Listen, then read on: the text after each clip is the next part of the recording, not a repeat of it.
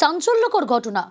SIR এর নথি দিতে গিয়ে নিখোঁজ, প্রতিবাদে বাদুড়িয়ায় পথ অবরোধ, বিক্ষোভ। এসআইআর এর নথি দিতে গিয়ে নিখোঁজ, তারই প্রতিবাদে বাদুড়িয়ায় পথ অবরোধ, বিক্ষোভ স্থানীয়দের, পরিবার পরিজনদের। ঠিক কি ঘটনা, কোথায়, খোঁজ পাওয়া গেল কিনা জানার চেষ্টা করব। অনুপম রয়েছে আমার সঙ্গে। অনুপম, কি ঘটনা ঘটেছে, পরিবারের তরফ থেকে কি জানানো হচ্ছে? দেখো, এই যে নাসির আলী বলে 38 বছর বয়স, তার বাড়ি হচ্ছে বাদুড়িয়া থানা পাপিলা এলাকায়। গত পরশুদিন থেকে সে নিখোঁজ ছিল।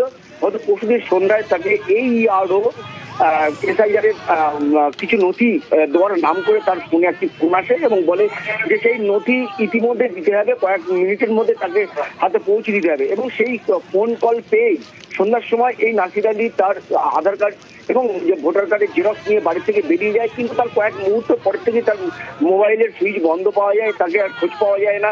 এরপর বাদুড়িয়া থানায় তার পরিবারের থেকে নিখোঁজ অভিযোগ করে, কিন্তু তার কোনো খোঁজ না মেলায় গতকাল এলাকা পুলিশের তৎপরতা এবং গ্রামবাসীরা খোঁজাখুঁজি শুরু করে এবং তার জুতো পাওয়া যায়। এবং সেই জুতো খোঁজে পাশেই একটি খাল থেকে পুলিশ ডুবুরি নামিয়ে সারাদিন পরে তার বাইকটি উদ্ধার করে, কিন্তু তার এখন নাসির আলী কিন্তু এখনো কোনো হদিশ মেলেনি। এরপর আজ নাসির আলীর পরিবারের লোকজন এবং গ্রামবাসীরা আজকে রাস্তা অবরোধ করে বিক্ষোভ দেখাচ্ছে নাসির আলীর খোঁজে, যাতে অতি দ্রুত এই নাসির আলী মৃত হোক জীবিত হোক যে কোনো ভাবে যাতে তার খোঁজ মেলে, সেই জন্য তারা বিক্ষোভ দেখাচ্ছে। এবং ঘটনাস্থলে এই মুহূর্তে গিয়েছে বাদুড়িয়া থানার পুলিশ।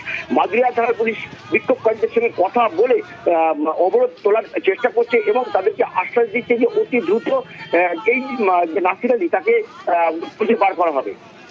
বেশ, 3 দিন ধরে নিখোঁজ আমার কাকা, তাকে খুঁজে পাওয়া যাচ্ছে না। এসআইআর এর ফর্ম ভুল এই বলে তাকে ডেকে নিয়ে যাওয়া হয়েছিল। ফোন করছে 8:30টার দিকে, কাকার ফোনে সুইচ অফ। আমরা চাইছি যেন আমার কাকাকে খুঁজে পায় আর পুলিশ যাতে সঠিক তদন্ত করে আমার কাকাকে উদ্ধার করে।